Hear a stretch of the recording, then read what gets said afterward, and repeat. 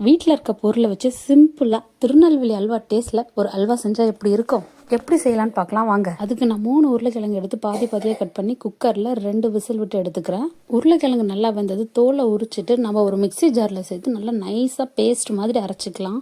தண்ணி சேர்த்து கூட அரைச்சிக்கலாம். அடுத்து அடிகனமான ஒரு பாத்திரம் எடுத்துக்கோங்க. அதில் 1 ஸ்பூன் நெய் முதல்ல சேர்த்துக்கிறேன். நெய் இடையில அப்பப்போ சேர்த்துக்கலாம். நெய் நல்லா சூடானதை நம்ம அரைச்சி வச்சிருக்க உருளைக்கிழங்கு பேஸ்ட் இதோட சேர்த்துக்கிறேன். அதே பவுலில் 1 பவுல் தண்ணி சேர்த்துக்கிறேன். நீங்கள் அரைக்கும் போது தண்ணி சேர்த்துருந்தா இப்போ கம்மியாக தண்ணி சேர்த்துக்கோங்க. எல்லாத்தையும் நல்லா கலந்து விட்டுக்கலாம். நல்லா கொதிச்சு கொஞ்சம் திக்காகிற வரைக்கும் கலந்து விட்டுக்கிட்டே இருக்கணும். இப்போ உங்களுக்கு என்ன கலர் வேணுமோ ஆட் பண்ணிக்கோங்க. நான் எல்லோ கலர் ஆட் பண்ணுறேன். நம்ம உருளைக்கிழங்கு பேஸ்ட்டாக அரைச்சி எடுத்தோம்ல அதே பவுலில் 1 பவுல் சுகர் சேர்க்கணும். எனக்கு ஸ்வீட் கம்மியாக இருந்தால் தான் பிடிக்கும், அதனால நான் கம்மியாக சேர்க்கிறேன். சுகர் சேர்த்த உடனே கொஞ்சம் சீக்கிரம் இது கெட்டியாயிடும். அதனால கைவிடாமல் கலந்துக்கிட்டே இருங்க.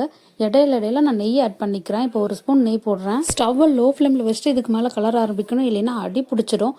நெய் ஆட் பண்ணிக்கிட்டே கலரணும். மொத்தம் நான் 6 ஸ்பூன் நெய்யை இடையில சேர்த்தேன். தண்ணி ஃபுல்லாக ட்ரை ஆகி பாத்திரத்தில் ஒட்டாமல் வரும், அது வரைக்கும் நம்ம செஞ்சுக்கிட்டே இருக்கணும். உங்களுக்கு நட்ஸ் வேணும்னா கூட இந்த இடத்துல நெய்யில் தாளித்து இதில் சேர்த்துக்கலாம். நான் ஒரு பிளேட்டில் ஃபுல்லாக நெய் அப்ளை பண்ணி வச்சுருக்கேன். இதில் நம்ம செஞ்சுருக்க அல்வாவை கொட்டி ஆற விட்டுட்டு சின்ன சின்ன பீஸாவும் கட் பண்ணலாம். இப்போவே இது டச் பண்ணி பார்த்தோம்னா நம்ம கையில் சுத்தமாக ஒட்டாது. இல்லை பீஸா வேணான்னா அப்படியே கூட நம்ம பவுலில் ட்ரான்ஸ்ஃபர் பண்ணி சாப்பிட்லாம். நிஜமாவே திருநெல்வேலி அல்வா டேஸ்ட்டில் இருக்கும். ட்ரை பண்ணி பாருங்கள். அப்படியே ஒரு லைக் அண்ட் சப்ஸ்கிரைப், அப்புறம் உங்கள் ஃப்ரெண்ட்ஸுக்கு இந்த வீடியோ ஷேர் பண்ணுங்கள். தேங்க்யூ.